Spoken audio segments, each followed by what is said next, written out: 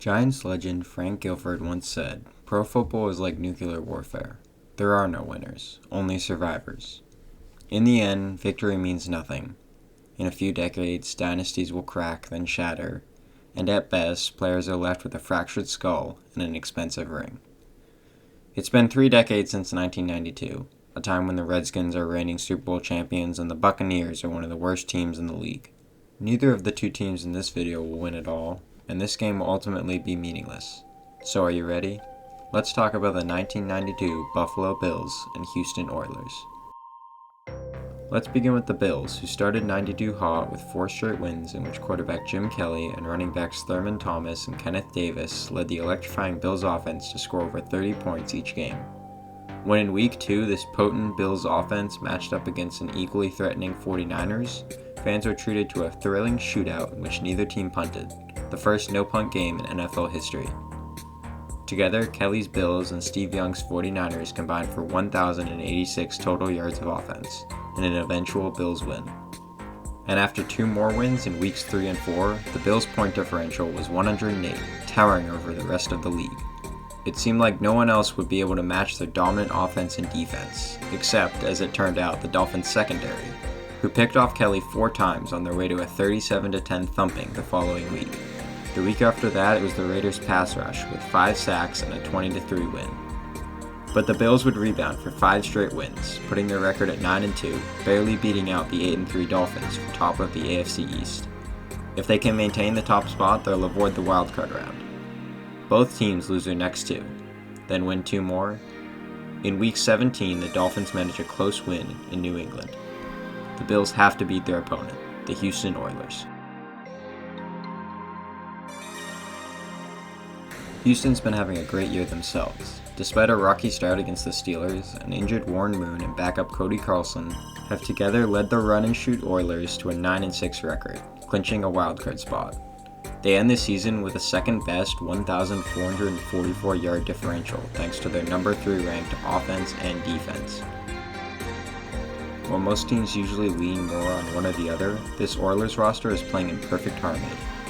The only team with a better yard differential, the future Super Bowl champion Dallas Cowboys. Now they have a chance to spoil the Bills' season, and they capitalize. The Bills managed to score first with a field goal, but they wouldn't score again. Jim Kelly went down injured off one of the Oilers' 7 sacks, 3 from Lee Williams and 2 from Childress. It was a 27-3 blowout. So while things should have been looking up for the Bills, their wildcard matchup is the very same Oilers that had just decimated them, and they wouldn't have their star quarterback to put up a fight. So who do the Bills turn to? Who will take the helm and right the ship? As it turns out, a guy named Frank. Frank Reich was drafted 2 years after Kelly in the 3rd round. He was drafted to be a backup. He has no future here in Buffalo, so let's see what the present holds.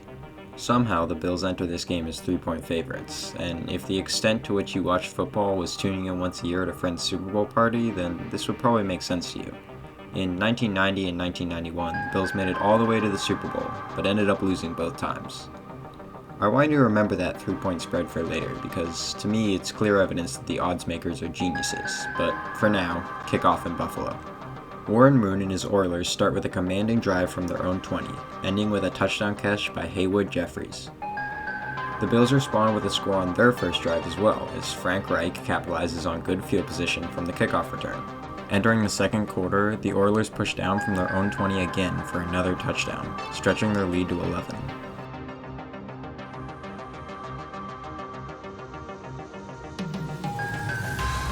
And after forcing a quick Bills 3-and-out, Moon throws another 26-yard touchdown.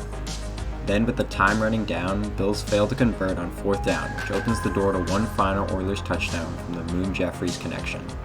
The clock hits 0 seconds. Oilers lead 28-3. A dismal Bills squad trudges into the locker room, where by all accounts they have experienced the full wrath of defensive coordinator Walt Corey. A thought pops into Jim Kelly's mind.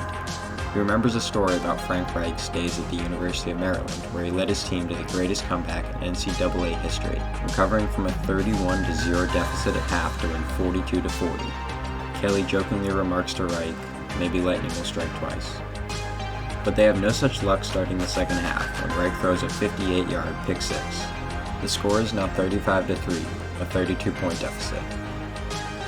After a failed onside kick and a successful one of their own, which kicker Steve Christie recovers himself, the Bills are able to score 2 touchdowns in rapid succession.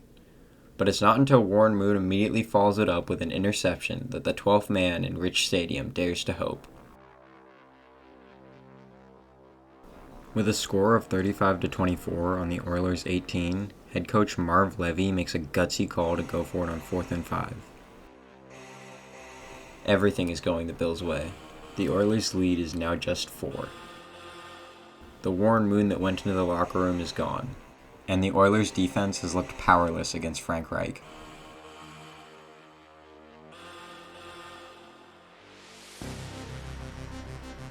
As the fourth quarter commences, the Bills have also lost their steam, punting it right back.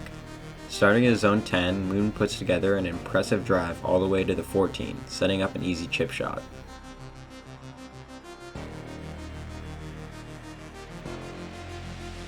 You really do have to pity any Oilers fans watching at home. Helped on by a massive 35-yard run from running back Kenneth Davis, the Bills finally take the lead, 38-5. Andre Reed has caught a third touchdown pass in a row. In 15 minutes, he's already caught the same number of touchdowns as he did in the entire regular season. By the time Kelly retires in '96, they'll have combined for 71 career touchdown connections, one of the most dominant QB and wide receiver pairs in NFL history. Now it's Warren Moon's turn. After 7 passes, the Oilers reach the 16-yard line, then the 9. They won't fumble the snap this time. 38-38, tie game, overtime. The Oilers win the toss, but at this point the game is over. The football gods have already made up their decision. Moon throws an interception on the 3rd play, and after 2 runs, the Bills set up for a 32-yard field goal. Steve Christie's already hit a 36-yarder today. If he hits this one, the score will end 41-38, a perfect 3-point spread. The Bills' sideline is filled with smiles. Sure, they'll end up losing the Super Bowl to the Cowboys, and when they do it again the next year, it'll be 4 Super Bowl losses in a row, an NFL record that, in order to beat, would require a team as dominant and cursed as Buffalo. But for now, none of that matters. Frank Reich and the Buffalo Bills have just pulled off the greatest comeback in NFL history, 32 points. Of course they're smiling.